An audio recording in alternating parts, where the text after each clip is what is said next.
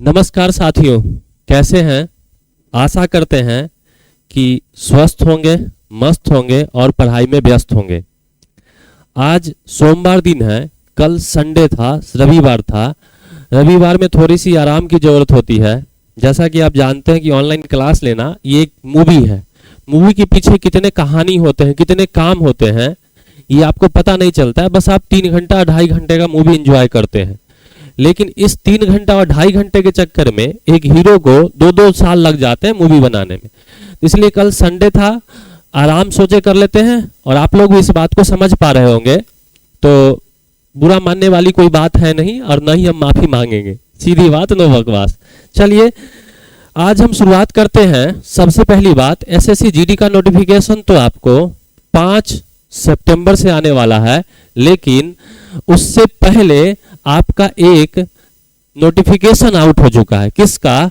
तो RRB NTPC, जिसमें graduation मतलब स्नातक स्तरीय बच्चों के लिए लगभग 8500 के करीब वैकेंसी, 8000 के करीब है। आप देख लीजिएगा नोटिफिकेशन। और लगभग 3400-3500 जो वैकेंसी है वह इंटर स्तरीय है। तो आशा करते हैं कि तैयारी में आप लग गए होंगे और 14 सितंबर से इसका नोटिफिकेशन मतलब फॉर्म भराना चालू हो जाएगा। नोटिफिकेशन अभी आ गया है, तो ये मान के नहीं फॉर्म ऐसा नहीं सोचेंगे कि वैकेंसी कम है। आप पिछले 2-3 एग्जाम का देख लीजिए, चाहे वह आपका ड्राइवर हो जाए, चाहे वह टेक्नीशियन हो जाए, तो हर बार क्या की है सरकार कि वैकेंसी पहले कम दी है, उसके कुछ दिन बाद फॉर्म भराने के बाद या कुछ दिनों बाद 2 महीना 3 महीने बाद वैकेंसी को बढ़ा दिया है। तो ऐसा आप लोग कतई नहीं सोचेंगे कि 11,000 वैकेंसी है, किसका होगा नहीं होगा।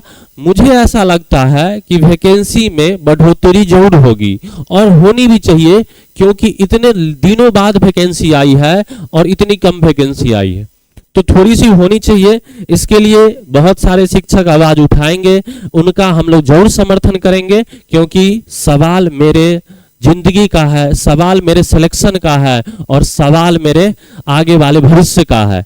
तो चलिए इन सब के साथ शुरुआत करते हैं। आज हम जीडी का चौथा सेट लेकर आए हैं, जो कि आप देख रहे होंगे। यह जो सेट है शिफ्ट 4 है और कब का है?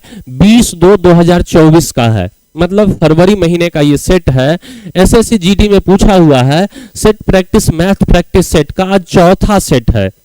आशा करते होंगे कि आप पिछले 3 सेट में बहुत एंजॉय किए होंगे, मजा आया होगा सवालों को करके, और आपके पास 60 नए सवाल आपके सिलेबस में, आपके दिमाग में जुड़ गए होंगे।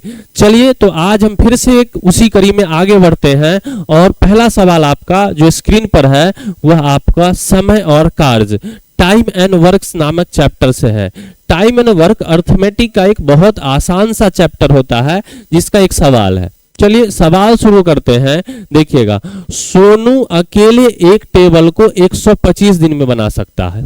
ठीक है भाई, सोनू है जिसको हम एस से लिख देते हैं, कितने दिन में? 125 दिन में एक टेबल बना सकता है, जबकि मोनू इसे 250 दिन में बना सकता है। कितना? मोनू जो है 250 दिन में बना सकता है। हम पिछले सवाल में भी डिस्कस किए होंगे। पिछले क्लास में ऐसा सवाल आया था कि ऐसे सवालों में हम क्या करते हैं, एलसीएम लेते हैं। किसका एलसीएम लेते हैं? तो आप कहेंगे कि सर एलसीएम लेते हैं 125 और 250 का। कितना हो गया एलसीएम? 250। एलसीएम के अलावे आप कुछ भी ले सकते हैं, एलसीएम के अलावे आप कुछ भी ले सकते हैं। अब आपके मन में कुछ सवाल आ रहा है, सर एलसीएम ही क्यों लेते हैं? तो एलसीएम वो सबसे छोटी संख्या होती है जो 125 से और 250 से इजीली आसानी से कटता है, और जब आसानी से कटेगा तो सवाल जल्दी बनेगा। 125 दूना 250, 250 से भाग लगाएंगे तो 1। सोनू का क्षमता हो जाएगा 2 और मोनू का क्षमता हो जाएगा 1। मेरे भाई आगे बढ़ते हैं, क्या कह रहा है? मोनू ने काम शुरू किया और 75 दिन तक काम किया। मोनू काम किया 75 दिन तक। मोनू करता है 75 दिन काम। हम बोलेंगे मोनू का क्षमता कितना? 1, मतलब 1 दिन में 1 काम करेगा, तो हम कहेंगे 75 दिन में कितना करेगा? 75 काम कर देगा। मेरे पास कुल काम है कितना? तो मेरे पास कुल काम जो जो है वह आपका है 250। ये क्या होता है? कुल काम। कुल काम कितना? 250, जिसमें से 75 मोनू कर दिया तो बचा कितना? 175 काम मेरे पास शेष बचा है। कितना काम शेष बचा है? 175। अब बोला है शेष कार्य कितने दिन में पूरा कर सकता है? कौन? सोनू। सोनू एक दिन में कितना करता है? 2। तो सोनू 175 काम कितने दिन में करेगा? एक दिन में करता है 2, तो 175 काम करेगा। 175 बटे 2, भाग लगाएंगे, 2 से कटेगा, 2 अठे 16, बचेगा 1, 2 सते 14, बचेगा 1, 2 पचे 10। आंसर हो जाएगा ऑप्शन नंबर डी, सवाल के उत्तर हो जाएंगे। आशा करते हैं कि बात समझ गए होंगे। यहां थोड़ा सा एरर हो गया है, ये डेज होगा, DAYS, थोड़ा सा टाइपिंग एरर हो गया है, तो इस बात को इतना समझ लेंगे आप। आशा करते हैं कि बहुत आसान सा सवाल, अच्छा सवाल था। बढ़ते हम दूसरे सवाल पर। देखिएगा, ये औसत और आयु से दोनों को मिलाकर एक दोनों को मिला जुला सवाल है, आसान सा सवाल है। 3 व्यक्ति की वर्तमान आयु का अनुपात 3-5-7 था। मतलब पहला, दूसरा और तीसरा 3 व्यक्ति था। ध्यान समझेंगे, 3:5:7 था उनकी आयु का अनुपात। ठीक है, 6 वर्ष पहले, क्या बोल रहा है? 6 वर्ष पहले उनकी आयु का योग 87 था। 6 वर्ष पहले, अभी नहीं, कब? 6 वर्ष पहले कितना था? 87 था। हम बोलेंगे अगर तीनों का योग 87 था 6 वर्ष पहले, आज कितना होगा? तो बोलिए कि पहला वाला भी 6 वर्ष बढ़ गया होगा, दूसरे वर्ष वाला भी 6 वर्ष बढ़ गया होगा, और तीसरा भी 6 वर्ष बढ़ गया होगा। तो 6 6 6 कितना बढ़ जाएगा? 18। मतलब तीनों का योग हो जाएगा 87 या प्लस में 18 वर्तमान में, क्योंकि ये 6 वर्ष पहले उनकी आयु का योग कितना था? 87 था मेरे भाई। तो आज कितना होगा? आज जो होगा योग हो जाएगा कितना?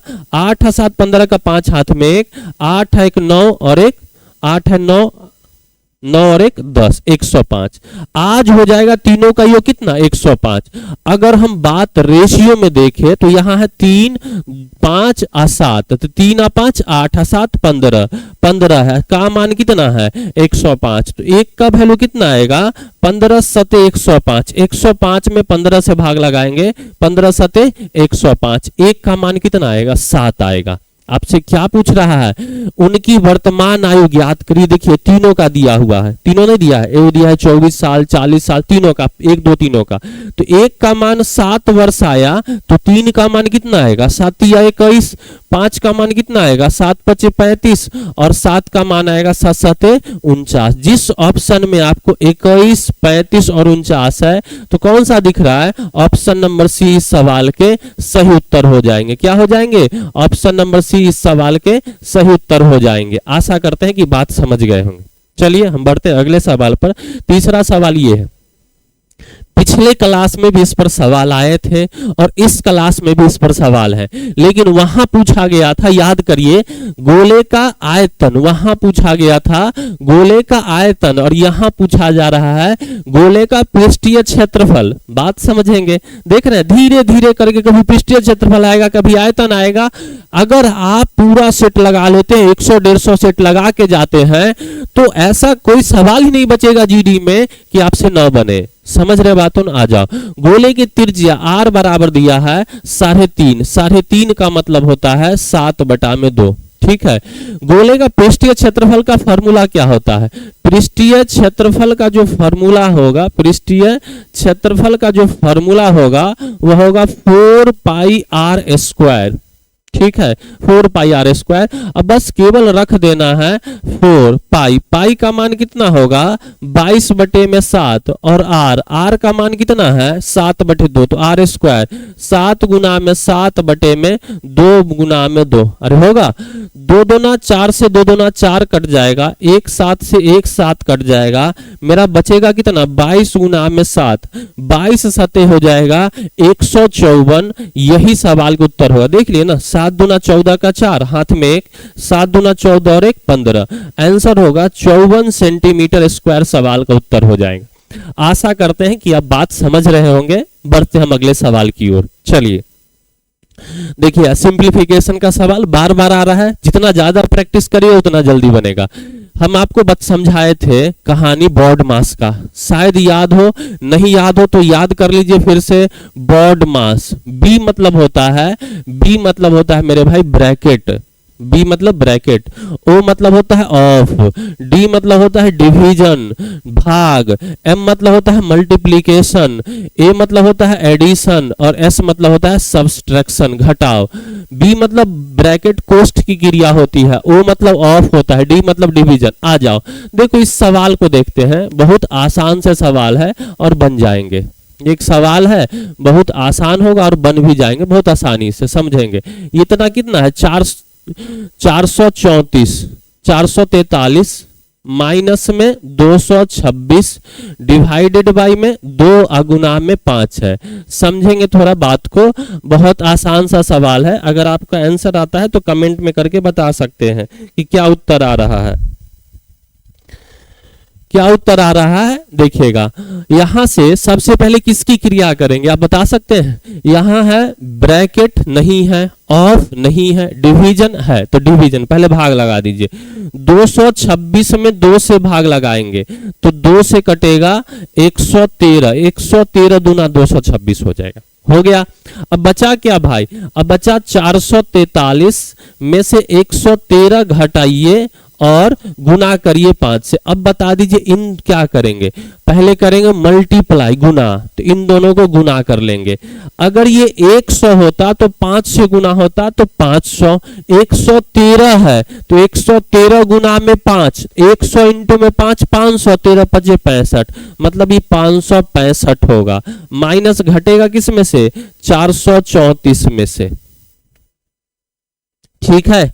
500 यहां से हो जाएगा कितना, तब आ जाइए देखिए ना भाई कितना आएगा, 5 में से 3 जाएगा 2, इकाई अंक पर क्या चाहिए 2 चाहिए, इकाई अंक पर क्या चाहिएगा 2। आंसर कौन सा हो जाएगा आपका, ऑप्शन नंबर डी सवाल का उत्तर हो जाए। बस घटा लेना था, घटा लीजिएगा उत्तर हो जाएगा। बोलो क्लियर है, हाँ सर क्लियर है।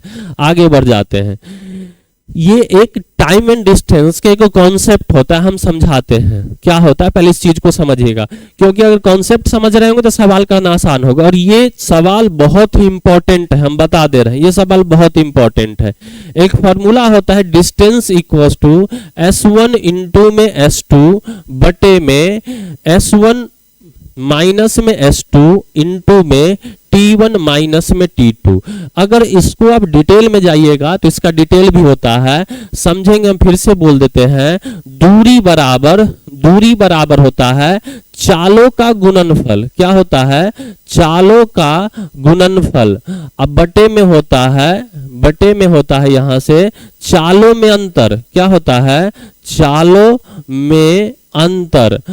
इधर जो बचेगा T1 माइनस T2 को क्या लिखेंगे, समय में अंतर। क्या लिखेंगे, समय में अंतर। ये बात है, अगर आप इतना बात जानते हैं तो ये सवाल बन जाता। चलिए समझ गए होंगे फॉर्मूला क्या होता है, हम इस पर चर्चा थोड़ी सी कर लेते हैं। आप लोग एक बात को समझ लीजिएगा, ये एक फॉर्मूला होता है। फॉर्मूला कहाँ से होता है उतना बताने का अभी वक्त नहीं है, अभी सवाल हम समझाते हैं। सीधा सीधा फॉर्मूला याद रखिए, सवाल बन जाएगा, काम निकल गया, मतलब खत्म, बात खत्म। देखो मतलब ही बनो, सवाल बनने से मतलब है। चलो देखिएगा, बोला एक बस निर्धारित समय से 60 मिनट देरी से रवाना हुई, 60 मिनट देरी से चला। इसका मतलब इसका पहले कुछ समय निश्चित होगा और अब जो चला 60 मिनट लेट चला भाई, ठीक है। अगर पहले समय T1 निश्चित है तो अब चलेगा T1 प्लस में 60 मिनट बाद। अरे हाँ या ना, बोलिए हाँ सर। लेकिन 300 किलोमीटर दूरी अपने गंतव्य पर समय पर पहुंचने के लिए वो अपनी सामान्य गति को 10 किलोमीटर प्रति घंटा बढ़ा दिया। अगर हम सामान्य स्पीड S1 मान लेते हैं तो अब S1 प्लस में 10 हो जाएगा स्पीड। तो बोलिए हाँ सर ये तो हो जाएगा। तो पूछ रहा है बस की सामान्य गति ज्ञात करिए, डिस्टेंस दिया हुआ है 300, तो रख दीजिए। हम अब रखते हैं, ध्यान से देखिए डिस्टेंस कितना दिया हुआ है, तो आप कहिएगा सर 300 दिया हुआ है। S1 S1 की जगह S1 रखते, सामान्य गति हम S1 मान लिए।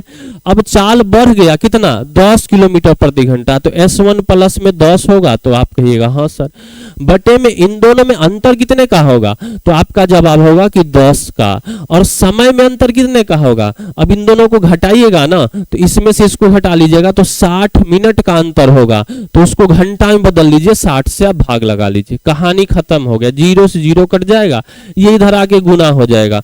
तो S1 इंटू में S1 प्लस में 10 बराबर कितना आ जाएगा, 300 गुना में 10, 300 गुना में 10। अरे होगा, ठीक है।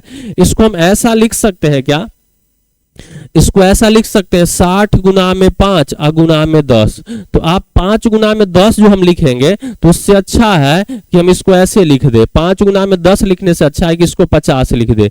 इसको क्या लिख दे, 50 लिख दे। अब आ जाइए देखिएगा, S1 इंटू में S1 प्लस में 10, हम S1 को मान लेते हैं 50, S1 को क्या मान लेते हैं 50, तो S1 प्लस में 10 बराबर 60 हो जाएगा। इसका मतलब उसका जो सामान्य चाल है कितना हो जाएगा, 50 किलोमीटर प्रति घंटा। सवाल के उत्तर हो जाएंगे। अगर ऐसे नहीं समझ में आया तो आप इधर लाके क्वाड्रेटिक इक्वेशन बनाइए, तब जाके बनेंगे, लेकिन थोड़ा सा लेंदी होंगे, बार बार समझा रहे कि लेंदी हो जाएंगे, ठीक है। चलिए आगे बढ़ जाइए अगले सवाल पर। देखिए ये एक फिर से टाइम एंड वर्क का सवाल है, आसान ही होगा क्योंकि टाइम एंड वर्क का सवाल आसान होता है। चलो देखो समझ लेते हैं भाई। x1, x2 और x3 ये तीन एक कार्यक्रम से 90 दिन में करता है, दूसरा करता है आपका 45 दिन में करता है, और तीसरा करता है 67/5 दिन में। 67/5 दिन का मतलब होगा 60 दूना 120 और 3.5 दून 7.5 दूना 15, मतलब 135 बटे में 2 दिन में। हम क्या कहे हैं, ऐसा सवाल जब भी रहे तो इन सब का आप क्या करिए, एलसीएम ले लीजिए भाई। एलसीएम आ जाएगा 90, 45 और 135 का एलसीएम आ जाएगा 270। अब हम 135 भी लेके कर सकते हैं, बार बार बोल रहे हैं कि इसमें गलत नहीं होंगे। 135 ले लीजिए, 10 ले लीजिए, 50 लीजिए, 500 ले लीजिए, 2000 ले लीजिए, 7000 ले लीजिए, उत्तर पर कोई प्रभाव नहीं पड़ना है। सवाल जल्दी और देर यही होगा, ये बात ध्यान में रखिएगा। अब जो काम x 90 दिन में कर रहा है, कुल काम है 270, तो एक दिन में कितना करेगा, 90 तिया 9 तिया 27, 45 दूना 90 और 90 तिया 227, मतलब इसका क्षमता होगा कितना 6। 135 दूना 70 तो 2 दूना 4, मतलब पहले वाले का जो क्षमता हुआ x1 का हुआ 3, दूसरा वाला का क्षमता हो गया 6 और तीसरे वाला का क्षमता हो गया कितना 4। ठीक है आगे बढ़ते हैं। उन तीनों ने एक साथ काम शुरू किया, लेकिन x2 ने काम पूरा करने से इतना दिन पहले काम छोड़ दिया। कार्य कितने दिन में पूरा हुआ? ये सवाल अच्छा सवाल है मेरे भाई, आसान सवाल नहीं बोल सकते, ऐसे सवाल सीजीएल में भी देखने को मिलते हैं। ऐसा मत सोचिए कि जीडी का है तो सीजीएल में नहीं रहेगा, सीजीएल का है तो जीडी में नहीं रहेगा, ये सब गलत फहमी में नहीं रखिए। एसएससी में रहेंगे, चाहे वह आप जीडी का दे दीजिए, एमटीएस का दे दीजिए, सीजीएल दे दीजिए, सीएचएस दे दीजिए, कोई सवाल कहीं भी आ सकता है। आ जाओ देखो, हम अगर डिटेल में समझाए तो इस सवाल को मान लेंगे कि x दिन में काम हुआ। कितने दिन में? x दिन में काम खत्म होगा, x दिन में काम खत्म होगा, ऐसा हम मान लिए। तो क्या कहता है, x2 ने 13.5 दिन पहले काम छोड़ दिया, मतलब x1 पूरा x दिन काम किया होगा। x1 जो है पूरा कितना दिन, x दिन काम किया होगा, और एक दिन में कितना करता है 3, तो x दिन में कितना करेगा 3x। अरे हाँ है ना। x2 जो है 13.5 दिन पहले छोड़ दिया, काम कितने दिन में खत्म हुआ है, काम खत्म हुआ मेरे भाई x दिन में। अरे हाँ है ना। तो x2 जो है 13.5 दिन पहले छोड़ दिया, तो x माइनस 13.5 दिन में काम किया, और एक दिन में कितना करता है 6, तो 6 से गुना हो जाएगा प्लस में। तीसरा x3 जो है शुरू से लेकर लास्ट तक काम किया, कहीं नहीं छोड़ा है, तो वो x दिन तक काम किया, एक दिन में कितना करता है 4x, एक दिन में करता है x 4, तो x दिन में कितना करेगा 4x, टोटल काम कितना हो जाएगा 270, टोटल काम कितना हो जाएगा 270। ठीक है, अब इसको जोड़ देंगे तो यहां से आ जाएगा 3x, देख लीजिए ना, यहां से आ जाए, एक लाइन में जोड़ देते हैं, 3x हो जाएगा, ये हो जाएगा 6x और ये हो जाएगा 4x। देखिएगा तो कितना आ जाएगा 6 4 10 3 13x। अरे हाँ या ना, ये इसी से जब गुना होगा तो 13 6 का 78 और 5 6 का 3, 78 और 3 कितना आएगा 78 3 81, तो इधर है 270, इधर आके इधर माइनस में था तो इधर प्लस में आके 81, तो जब जोड़ेंगे ना तो 270 और 81 आ जाएगा 351। कितना आ जाएगा? 351। तो x का मान निकल जाएगा क्या?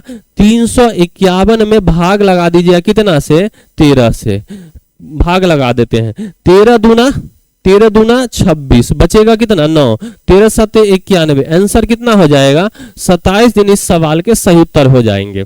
ठीक है, आप लोग थोड़ा सा हो सकता है कि लगा होगा कि सर मुश्किल है। भाई देखो, अगर यही सवाल हमको फाउंडेशन बैच में कराना होता तो हम जरूर कराते हैं।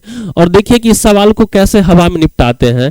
थोड़ा सा आपको बात समझना पड़ेगा, क्या है इस बेसिक से थोड़ा सा परे है, लेकिन है बेसिक का ही हिस्सा। इस बात का ध्यान में रखिएगा कि वो बेसिक का ही हिस्सा है। समझेंगे इस चीज को, थोड़ा सा इस चीज को थोड़ा सा समझेंगे।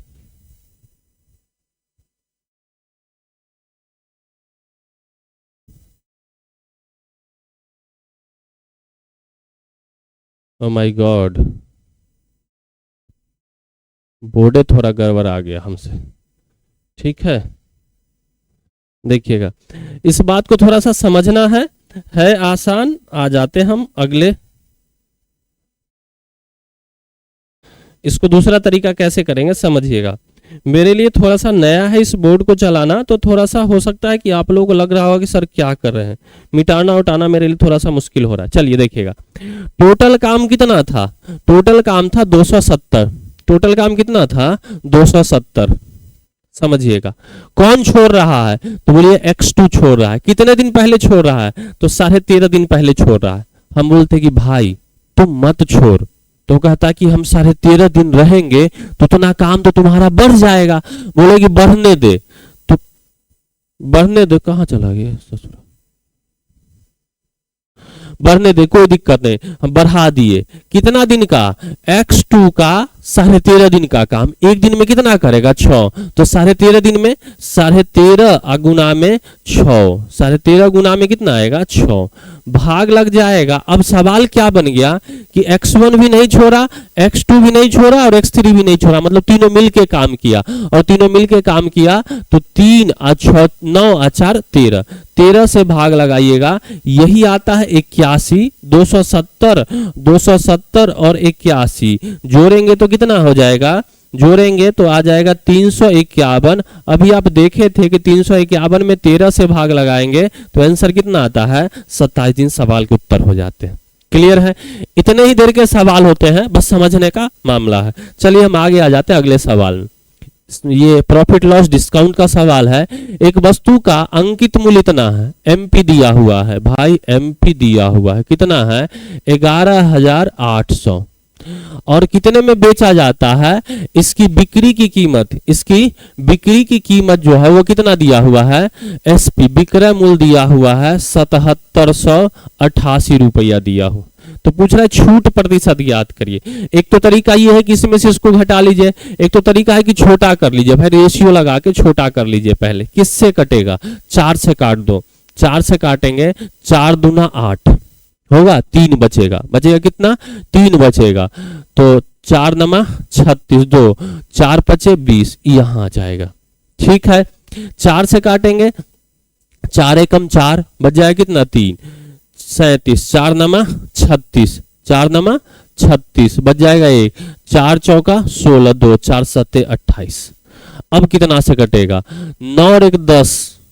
किससे कटेगा? कुछ से कट रहा है? नहीं कट रहा है तो घटा के भी काम कर सकते हैं। और 1947 नहीं कटता, चलो घटा देते हैं। अब 2950 में से 1947 घटा दो, मतलब आपका ये एमपी हो गया और ये एसपी हो गया। तो आप क्या कहेंगे? 10 में से 7 गया 3। अरे 2950 का सामान 1947 में बेचा, 9 4 13 7 20, 3 से कट रहा है मेरे ख्याल से। इधर 3 से कट रहा है, 9 2 11 5 16, इधर 3 से नहीं कट रहा है। छोड़ दीजिए, अब इतना काटने पर दिमाग नहीं लगा। देखिए 10 में से 7 गया 3, इधर बच गया 4, 4 में से 4 गया 0, अब यहां से बच गया 8, 18, 18 में से 9 गया तो 9, इधर खत्म, 903 हो जाएगा। बटे में कितना आएगा? 2950 गुना में अब प्रतिशत लगा दीजिए, उत्तर आ जाएगा। 50 से काट लीजिए, 0 0 काट लीजिए, 5 से काट लीजिए, 5 से काटेंगे हम तो 5 25 बच जाएगा कितना 4, 5 नंबर 45, 5 से काटेंगे 5 दूना 10, ये 59 से कटेगा क्या? कट जाएगा मेरे ख्याल से, हाँ कट रहा है, 17 बार में मेरे ख्याल से कट जाएगा। 17 5 85 और 17 बार में तो 17 दूना कितना हो जाएगा? 34% सवाल का उत्तर हो जाएगा। देख लेंगे, कैलकुलेशन अगर एरर हो गया होगा तो आप उसको सुधार लेंगे। चलिए हम बढ़ जाते हैं अगले सवाल पर। यदि एक पोशाक की कीमत 800 रुपया है, कितना है? पोशाक की जो कीमत है वो आपका 800 रुपया, घटाकर कितना 720 रुपया कर दी जाए। 800 रुपया था और घटा के कितना कर दिया गया है? 720 कर दिया गया है। तो कितने प्रतिशत की कमी हुई? प्रतिशत पूछ रहा है, फिर रेशियो लगा लो। ये तो आसान से कट रहा है, 0 0 9 से कट रहा है, 8 से, 8 दाई 80, 8 नामा 72, मतलब 10 से कितना हो गया 9। तो एक की कमी हो गई कितने पर? 10 पर, 1/10 होगा, 10% सवाल का उत्तर हो जाए। आगे बढ़ जाते हैं, देखिएगा 13 छात्रों का औसत 130, एवरेज का सवाल है। किसका सवाल है? औसत का सवाल है। 13 छात्रों का औसत 130 था, लेकिन बाद में पाया गया कि एक छात्र का स्कोर गलती से 32 के बजाय 23 दर्ज कर दिया गया। 32 था, गलती से 32 के बजाय कितना 23 कर दिया, मतलब उसका अगर 32 के बजाय कितना कर दिया 23, तो उसका अंकों का सही औसत याद करिए, समझिएगा। देखिए गलती से 32 उसका सही है, लेकिन लिख दिया कितना 23, कितना कम लिखा। आप कहिएगा सर 32 रहता, लिख दिया कितना 23, तो कितना कम लिखा? तो 9। अरे हाँ है ना, तो बोलिए पहले औसत था 30, 9 जब कम लिखा, अब सही करेगा तो 9 बढ़ेगा, तो बोलिए हाँ सर 9 बढ़ेगा। तो 9 जब ज्यादा होगा तो औसत सबका बढ़ेगा, कितने पर? 13 पर, तो 13 से भाग लगा देंगे बस। देखिए 130 से ज्यादा ही 1 से कम होगा, मतलब 130 से थोड़ा सा ज्यादा होगा। अब भाग लगा लीजिए यहां से, अगर हम 9 में 13 से भाग लगाते हैं, 9 में 13 से भाग लगाते हैं तो 0.0 देंगे यहां से, 13 6 का 78, तो यहां से 0.6 मतलब 130.6 के करीब। आंसर कौन सा हो जाएगा? सी नंबर सवाल का उत्तर। बस इतना देर का ही सवाल था। आगे आ जाइए, एक वस्तु को 10% हानि पर बेचता है, ठीक है भाई। अगर क्रय मूल्य 100 है तो विक्रय मूल्य आपका कितना होगा? 10% हानि पर बिक रहा है, इसका मतलब 90 पर बेचता है। यदि वह 30% कम में कम कीमत पर खरीदता, अच्छा ये कंडीशन का सवाल है, एक दो कंडीशन बोल देगा कि ऐसा ऐसा है भाई, इस बात का ध्यान रखिएगा। ऐसा ऐसा बोल देगा कि ऐसे कर सकते हैं। 10% कम, 30% कम कीमत पर खरीदा, तो इसका 30% कम निकालेंगे तो कितना आ जाएगा? अब बोलिए 100 का 30% निकालिए, 30 कम में खरीदेगा, इसका मतलब खरीदेगा कितना में? 70 में, हाँ या ना? बोल रहा है और 26 रुपया कम पर बेचता, जितना में बेच रहा था उससे रुपया में 26 रुपया कम पर, रुपया में 26 रुपया कम पर बेचता, तो उसका लाभ 10% होता था। अब बताओ नया क्रय मूल्य कितना? 70, 10% लाभ में बेचेगा तो 100 का 10% कितना आएगा? 70 का 10% कितना आएगा? 7 लाख में बिकेगा, तो बिकेगा कितना में? 77 में। अब आप बता दीजिए हमको कि 90 का सामान 77 में बिक रहा है, इसका मतलब कम कितना हुआ? 13, और इधर कितना है? 26, तो 13 का वैल्यू कितना हो जाएगा? 26। 1 का मान कितना आएगा? 13 दूना 26, 2 रुपया। आपसे पूछ रहा वस्तु का लागत मूल्य क्या है? लागत मूल्य कितना था? 100, तो 100 का मान कितना हो जाएगा? 1 का मान 2 रुपया, तो 100 का मान 200 रुपया सवाल का उत्तर। जीडी के लेवल का सवाल नहीं है, इस बात को ध्यान में रखिएगा। ऐसा मत, लेवल बढ़ रहा है धीरे धीरे। आ जाओ, देखो ये भाई, ये सीजीएल में भटकते रहते हैं सवाल, यहाँ जीडी में आ गए हैं। 35 के पावर में है 29। कुछ बातें यहां से हम समझाएंगे। को 10 से विभाजित किया जाता है, आपसे शेषफल क्या है ये पूछा जा रहा है, शेषफल क्या है ये पूछा, जीडी का है। एक्चुअली में ये सवाल सीजीएल का, समझिएगा। इसको हम 35 के पावर में 1 अगुना में 35 के पावर में 29 28 बोल सकते हैं। 28 है 29 हो जाए। इसको 10 से भाग लगाइए। चलिए समझते हैं जरा बात को।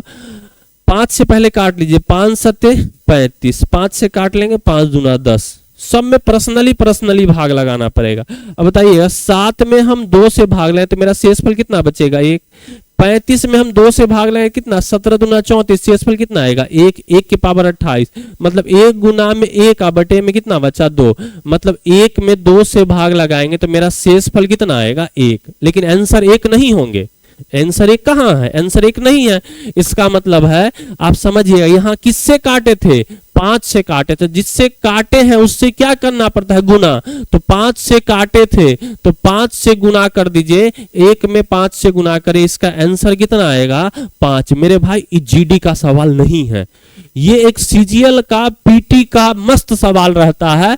आप देख रहे हैं अगर इसमें ऑप्शन 1 देता ना तो आधे बच्चे इस सवाल का उत्तर 1 लगा के निकल जाते, जो कि गलत है। बात समझ रहे हैं? अरे मेरे भाई आजकल जीडी और एसएससी में अंतर नहीं बचा है, तैयारी शिद्दत से होनी चाहिए, तैयारी सिलेबस की करो भाई। आ जाओ अगले सवाल देखो, पृथ्वी के पास नाशपाती और आडू, आडू एक फल का नाम होता है, का अनुपात कितना है 10:13 है, 10:13 है, समझ रहे बात को ना। उसके बाद सेलीन के पास नाशपाती और आडू का अनुपात 7:9 है, विक्रम के पास नाशपाती और आडू का अनुपात 5, किसके पास नाशपाती और आडू का अनुपात अधिक है। अच्छा पूछ रहा है कि 3 को रेशियो दिया हुआ है, 3 को रेशियो दिया हुआ है, पहला रेशियो दिया है 10:13, दूसरा रेशियो दिया हुआ है 7:9 और तीसरा रेशियो दिया हुआ है 5:7। नाशपाती आडू, नाशपाती आडू, नाशपाती आडू पूछ रहा है सबसे बड़ा का रेशियो बताइए। अरे मेरे भाई समझो ये सवाल रेशियो का नहीं है, ये सवाल कंपैरिजन ऑफ फ्रैक्शन का है, भिन्नों का तुलना का है। देखो एक लाइन में सवाल निपटाएंगे, मजा नहीं आ जाए तो फिर मेरे नाम में का 10:13 मतलब 10/13 है, यहाँ 7:9 है मतलब 7/9 है, 5:7 है मतलब 5/7 है। एक तरीका होता है क्रॉस मल्टीप्लीकेशन, समझ रहे, क्रॉस गुना करेंगे, जो बड़ा बड़ा जो छोटा वो छोटा, 10 नमा 90 तो इधर 90 लिख दो, 11 13 7 91, इन दोनों में बड़ा कौन, तो बोलिए 90 बड़ा कि 91, 91 बड़ा, तो बड़ा इन दोनों में पहला और दूसरा में बड़ा, ये इन दोनों में चेक कर लेते हैं मेरे भाई। इसमें देखो 7 49 और 9 5 45, बड़ा कौन, तो 49 बड़ा, ये बड़ा, मतलब सबसे बड़ा हो जाएगा 7:9। मतलब सेलीन के पास सबसे ज्यादा, देख रहे हैं विक्रम के पास सबसे ज्यादा है कि पृथ्वी के पास सबसे ज्यादा है कि ऑल आर इक्वल, सब बराबर है, नहीं भाई, न ये आंसर होगा न ये आंसर होगा न ये आंसर होगा, आंसर कौन सा होगा, सेलीन के पास सबसे ज्यादा है, क्योंकि बीच वाला कौन था, सेलीन था। क्लियर है बात। आ जाते हैं अगले सवाल पर, देखिएगा 22 छात्रों की एक कक्षा का औसत 42 किलोग्राम, 22 छात्र है, एक कक्षा है जिसका औसत कितना है 42 किलोग्राम, समझेंगे बात को। 22 छात्र है, इसका औसत कितना है 42 किलोग्राम है, 42 किलोग्राम है। यदि कक्षा में 33 केजी और 39 केजी के 2 छात्रों को जोड़ा जाए तो 24 छात्रों का नया औसत क्या हो। देखिएगा सिंपल, मेरी बातों को ध्यान से सुनना मेरे भाई। हम बोले कि जितना औसत वाला था अगर वही आएगा या वही निकलेगा, औसत पर कोई प्रभाव नहीं पड़ने वाला है। कम वाला आएगा औसत को घटाएगा, ज्यादा वाला आएगा औसत को बढ़ाएगा, समझ रहे बातों को ना। तो हम बोलेंगे आया है 33 और आया है कितना 33 और 39 वाला, तो औसत पहले कितना था 42, कम वाला आया है मतलब औसत घटाएगा, पहले 42 था अब औसत घटाएगा। भाई कितना कम है, तो यह 10 किलो कम, आई है कितना, यह है कितना 10, आई है 3 किलो कम, नहीं यह 9 किलो कम, सॉरी पहला जो है 9 किलो कम है 3 किलो, मतलब 12 किलो कम लेके आया है। कहेगा 12 किलो कम लाए हैं दोस्त, तो कहेगा कोई बात नहीं, हम 24 को है ना 24 मिलके बांट लेंगे, तो कितना कमेगा प्रत्येक में आधा, 42 में से आधा घट जाएगा, नया औसत कितना हो जाएगा 41.5। औसत का ये जलवा होता है, बस आपको बातें समझनी है। आगे बढ़ जाते हैं अगले सवाल पर, देखिएगा ये एक प्रॉफिट लॉस का अच्छा सवाल हमको लगता है। एक आदमी 1 रुपए में 35 आम खरीदता है, ठीक है, उसने 1 रुपए में कितने आम बेचे ताकि 30% की हानि हो। देखिए ऐसा सवाल को क्या करते हैं, 35 आम खरीदा, ठीक है, खरीदा मतलब क्रय मूल्य है तो 100% होगा, कितने रुपये में, रुपया हमेशा नीचे लिखना, ठीक है। बोल रहा है कि कितने आम बेचे, तो x आम बेचे कितने में, 1 रुपये में, 1 रुपये में 30% की हानि होगी, इसका मतलब 70%। कहानी खत्म। x का मान निकाल दीजिएगा, सवाल का उत्तर हाथ है। प्रतिशत से प्रतिशत खत्म, 0 से 0 खत्म, 7 पचे 35। अब x बराबर कितना आ जाएगा, 10 पचे 50 सवाल का उत्तर हो जाएगा। ऑप्शन नंबर डी सवाल के उत्तर हो जाएंगे। चलिए आगे बढ़ जाते हैं। अगला सवाल है, ये सवाल एक साधारण ब्याज और चक्रवृद्धि ब्याज का मिला जुला सवाल है और बहुत ही बेहतरीन सवाल है। जो लोग कहते हैं ना कि एसएससी जीडी के लेवल के, भाई देख लो जीडी वाला दिमाग हाथ में नहीं आ गया तो फिर मेरा नाम बेकार कर देना। समझ रहे बातों को ना, तो कॉन्सेप्ट अच्छा है, समझने वाला है। देखिएगा, 2 वर्ष के लिए निश्चित राशि ब्याज दर साधारण ब्याज और चक्रवृद्धि ब्याज इतना है। साधारण ब्याज कितना है भाई, साधारण ब्याज जो है वह कितना है, तो बोलिए कि 12,800 साधारण ब्याज है। कितने साल में, 2 साल में। आप पहला बात यहां से जानिए, साधारण ब्याज प्रत्येक साल बराबर होते हैं। तो बोलिए पहला साल कितना ब्याज आया होगा, पहले साल इसका आधा, तो 12,000 का आधा 6,000 और 800 का आधा 400, तो पहला साल ब्याज आया होगा 6400। दूसरे साल भी ब्याज कितना आया होगा, 6400। अब दूसरा बात जानिए यहां से, पहले साल साधारण ब्याज और चक्रवृद्धि ब्याज बराबर होता है, तो ये साधारण ब्याज का बात था। हम बोलेंगे पहले साल अगर चक्रवृद्धि ब्याज की बात करें तो कहेंगे कि दोनों बराबर होता है। पहले साल साधारण ब्याज 6400, दूसरे साल भी कितना 6400। अब पूरे 2 साल में चक्रवृद्धि ब्याज कितना आया है, 14,400। तो 14,400 में से अगर हम 6400 घटा ले तो आप क्या कहिएगा, 0 0 0 और यहां से आ जाए कितना 8,000। दूसरे साल ब्याज कितना आया होगा सीआई से 8,000। समझे इस बात को, इस बात को अगर समझ रहे हैं तो हम कहेंगे। अब आते हैं, हम चक्रवृद्धि ब्याज जब पढ़ाते हैं तब बोलते हैं दूसरा साल क्या मिलेगा, तो बोलिए दूसरा साल वो मिलेगा जो पहले साल मिला था, और दूसरा साल मिलेगा पहले साल के ब्याज पर ब्याज। तो आप बोलोगे कि दूसरा साल क्या मिला है, दूसरा साल 8,000 मिला है, इसका मतलब दूसरा साल मिला होगा 6400, 1600 रुपया जो मिला होगा इस 6400 पर ब्याज मिला होगा।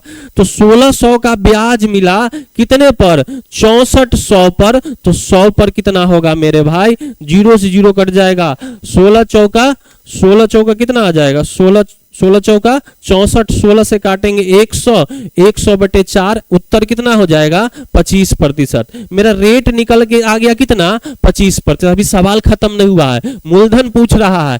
25% से 1 साल में ब्याज कितना आएगा, 25% साधारण ब्याज से, बोलिए हाँ सर। 1 साल में ब्याज कितना आया है 6400, तो यहाँ 25% का वैल्यू कितना हो गया 6400। मूलधन पूछ रहा है, 100% होता है 25 चौका तो 100, तो यहाँ 64 चौका 256, 64 चौका 256, दूगो चीरो तो गुना और भाग में मुंह तकवा होता है, तो आंसर कितना हो जाएगा 25,600। इस सवाल के उत्तर हो जाएंगे।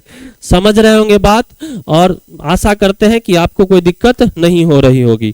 क्लियर है, अगर दिक्कत नहीं हो रही है तो वीडियो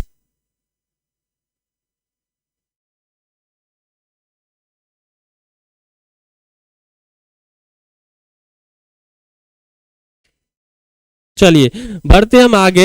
हम 15 सवाल निपटा चुके हैं, थोड़ा सा बैटरी चेंज कर लिए हैं कि जिससे आवाज आप तक एकदम बुलंद तरीके से पहुंच सके। 16वें सवाल पर, ये एक साधारण ब्याज और चक्रवृद्धि ब्याज का बहुत ही जबरदस्त सवाल था। कौन कहता है कि जीडी का सवाल है, देख लो भाई, इसीलिए कहते हैं ना कि आप लेवल तैयारी करिए, हमेशा तैयारी कंपटीशन जितना है उससे ज्यादा होनी चाहिए। चलो आगे बढ़ जाओ। ये एक सिंप्लीफिकेशन का सवाल है, बॉड मास अभी समझा के आए थे, छोड़ दे क्या इस सवाल को, होमवर्क में छोड़ते हैं। कमेंट करके उत्तर जरूर बताना, समझे बातों को ना, तब मजा आएगा कि अगले बार हम आपको ऐसे ही समझाते रहेंगे। चलिए आ जाए, देखिएगा अगला सवाल। एक कुर्सी का अंकित मूल्य लागत मूल्य से 20% अधिक है।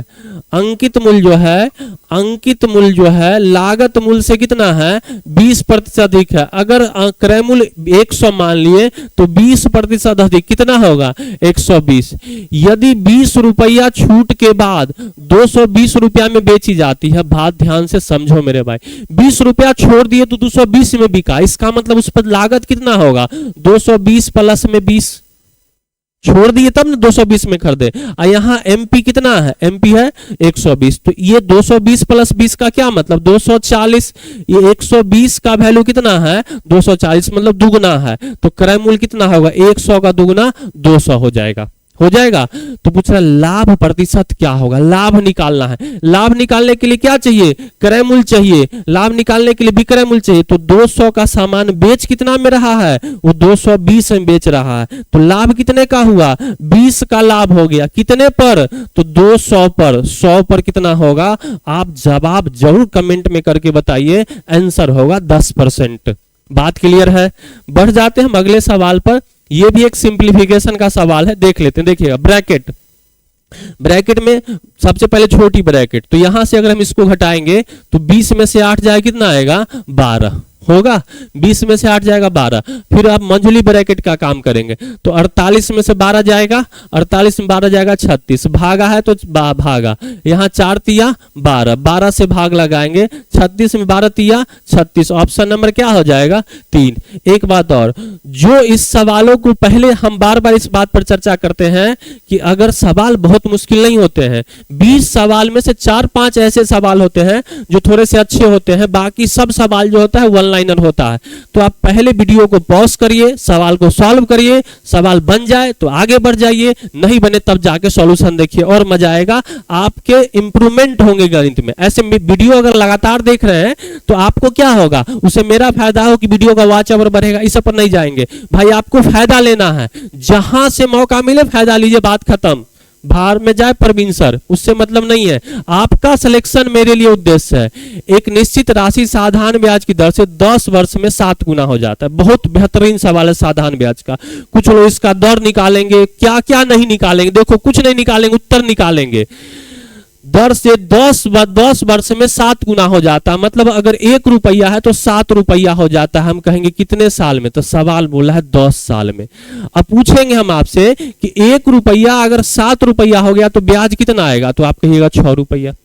पूछ रहा है 20 वर्ष में समान ब्याज दर, जब समान है तब निकालने का क्या झंझट, यह स्वयं का कितना हो जाएगा, तो पूछ रहा है 10 साल में ब्याज आया 6, 20 साल में ब्याज कितना आएगा, तो कोई भी कह देगा 12, मतलब 1 रुपया पर 12 रुपया ब्याज होगा, तो हो जाएगा कितना 13 गुना। सवाल का उत्तर समाप्त।